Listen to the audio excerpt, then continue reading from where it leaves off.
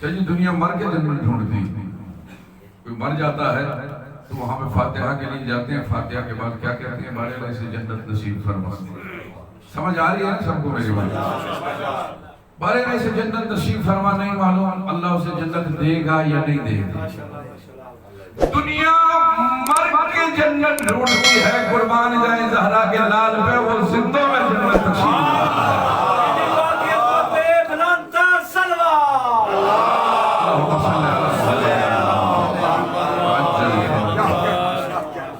مولا اپنا سلامت رکھے اور ہمیں اس مجلس کی معرفت نصیب فرمائے، اور یاد رکھیں کہ محمد و آل محمد کی محبت کا کم از کم جو صلہ وہ عطا کرتے ہیں وہ جنت ہے۔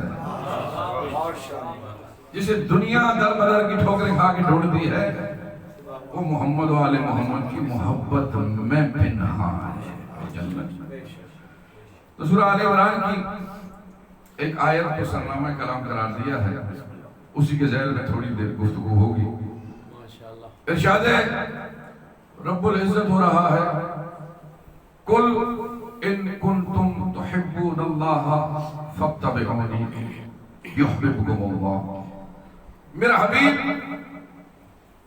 یہ جو مجھ سے محبت کا دعویٰ کرتے ہیں، مجھے اللہ سے، ان سے تو جا کے کہہ دے ان کنتم تحبون اللہ، اگر تم اللہ سے محبت کرنا چاہتے ہو تو کیا کرو؟ فاتبعونی، مجھ مصطفیٰ کی اتباع۔ پھر ہوگا کیا؟ یحببکم اللہ، اللہ خود بخود تم سے محبت کرنے لگا، وَيَغْفِرْ لَكُمْ ذُنُوبَكُمْ، اور تمہارے گناہوں کو بھی بخش دے گا، اور بے شک وہ بہت بخشنے والا ہے۔ اچھا دیکھیں اللہ نے ابتدائے آیت سے ہی لفظ کل استعمال کیا ہے۔ میں کہوں گا بارے اللہ، کیا جب تو اپنے بندوں سے مخاطب ہوتا ہے تو ڈائریکٹ نہیں ہو سکتا؟ ایک بہت نتیجے کی طرف آپ کے اذہان کو لے کے جانا چاہتا ہوں۔ فقط ایک لفظ کل میں قیامت تک کے لیے بہت بڑے مسائل کا حل اللہ نے ذکر کر دیا، اور یہ قرآن عام نہ سمجھے، قرآن کا ایک ایک لفظ بڑا قیمتی ہے۔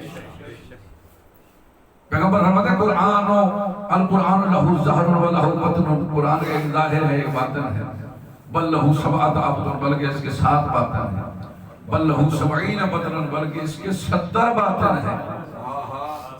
ہم ایک باطن سمجھنے سے قاصر ہیں۔ تو میرے عزیزوں، میں کہوں گا بارے اللہ، تو ڈائریکٹ اپنے بندوں سے نہیں کہہ سکتا کہ اگر تم مجھ سے محبت کرنا چاہتے ہو تو میرے رسول کی اتباع کرو۔ یہ تو نے اپنے مصطفیٰ کو وسیلہ کیوں بنایا؟ اپنی بات پہنچانے کے لیے۔ نہایت توجہ چاہوں گا، لفظ کل کا استعمال کیوں کیا ہے؟ تو ڈائریکٹ بھی کہہ سکتا ہے، تو وہ خدا ہے جو شہد کی مکھی کو بھی وحی کر سکتا ہے، تو اپنی اشرف المخلوقات سے بات نہیں کر سکتا، تو عجب نہیں کہ خدا جواب دے۔ خدا کہے گا کہ مجھے پتا ہے کہ میں بات کر سکتا ہوں، میں علی کل شیء قدیر ہوں، میں بات کر سکتا ہوں، لیکن میں نے قیامت تک کے لیے ایک بہت مسئلے کا حل نکالنا ہے۔ وہ حل یہ ہے کہ جب میں اللہ ہو کر اپنی مخلوق سے ڈائریکٹ بات نہیں کر رہا، میں اللہ ہو کر ڈائریکٹ بات نہیں کر رہا، میں اپنے حبیب کا وسیلہ بنا رہا ہوں، تو لوگوں امتیوں یاد رکھو، کل جب کہیں تمہیں بھی مجھ تک آنے کی ضرورت پڑے، کل جب کہیں تم بھی مجھ تک آنے کی کوشش کرو تو یاد رکھو ڈائریکٹ نہیں آنا، میں اللہ ہو کر مصطفیٰ کو وسیلہ بنا کر تم تک میسج پہنچا رہا ہوں، تو اگر تم بھی مجھ تک پہنچنا چاہو گے تو میرے مصطفیٰ کو وسیلہ بنا کر آنا مجھ تک۔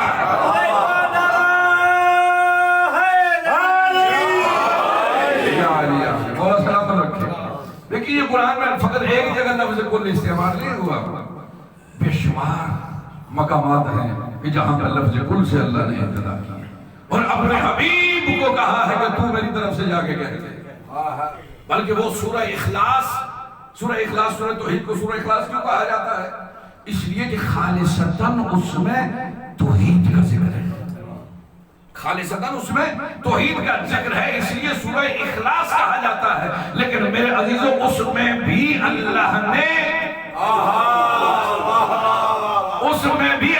اپنے محبوب کا سہارا لیا۔ جب اللہ اپنی توحید کو پہنچانے کے لیے بھی اپنے مصطفیٰ کو وسیلہ بناتا ہے،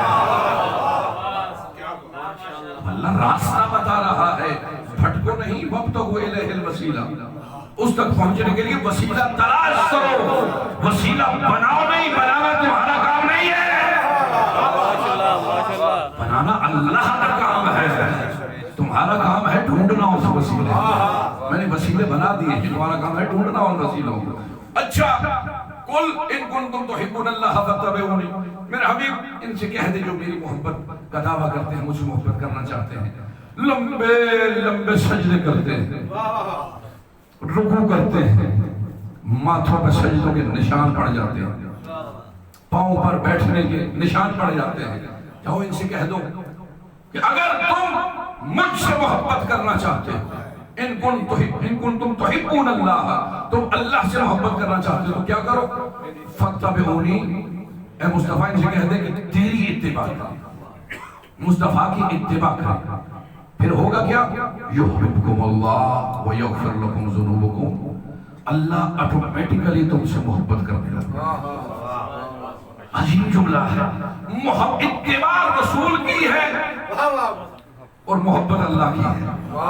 اللہ اکبر، اللہ کہتے ہیں میں تم بندے ہو کر ایک کام کرو، میں اللہ ہو کر تمہارے لیے دو کام کروں، تم نے اتباع کرنی ہے میرے رسول کی، میں اس کے بدلے میں تم سے محبت بھی کروں گا اور تمہارے گناہوں کو بھی بخش دوں گا۔ اللہ اکبر، دیکھیے لفظ استعمال ہوا اتباع کا۔ خوش تو بہت ہوتے ہیں کہ ہم محمد سے محبت کرتے ہیں، محبت کرنا کمال نہیں ہے، اتباع کا حکم ہے اس میں۔ اتباع ہوتی ہے بالکل ہو بہو ایسے عمل کرنا جیسے مصطفیٰ نے عمل کیا۔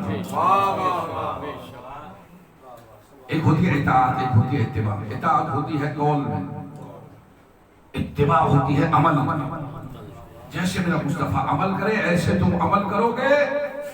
تو پہلے تو سنتے تھے نا کہ ایک ہی محبوب ہے اللہ کا، محبوب کی محفل کو محبوب سجاتے ہیں، آتے ہیں وہی جن کو سرکار بلاتے ہیں۔ دنیا ایک ہی محبوب سمجھتی رہی، اللہ کہتے ہیں جو بھی میرے اس محبوب کی اتباع کرے گا وہ بھی میرا محبوب بن جائے گا۔ فقط ایک محبوب نہیں ہے، جو بھی اس کی اتباع کرے گا وہ میرا محبوب بنتا چلا جائے گا۔ اچھا، اب ہم نے ڈھونڈنا ہے کہ کون کون ایسی ہستیاں ہیں کہ جنہوں نے مصطفیٰ کی اتباع کی، کیونکہ اللہ نے حکم دیا ہے کہ جو بھی میرے مصطفیٰ کی اتباع کرے گا وہ میرا محبوب بن جائے گا۔ اب ہم نے دیکھنا ہے کہ کون کون کس ہستی نے اتباع رسول کی اور اللہ کا محبوب بن گیا۔ ہم ڈھونڈتے رہے تاریخ میں، ڈھونڈتے تھک گئے، آخر میں پھر قرآن نے آواز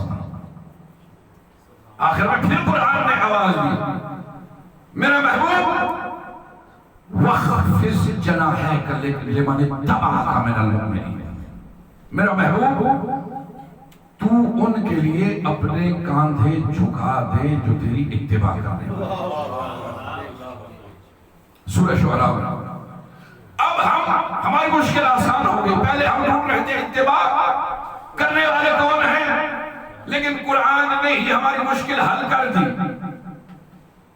کہ اللہ نے کہا میرا محبوب تو ان کے لیے اپنے کاندھے جھکا دے جو تیری اتباع کرنے والے ہیں۔ اب ہم نے اتباع کرنے والوں کو نہیں ڈھونڈنا، ہماری وہ ریسرچ ختم ہو گئی، اتباع کرنے والوں کو ڈھونڈنا۔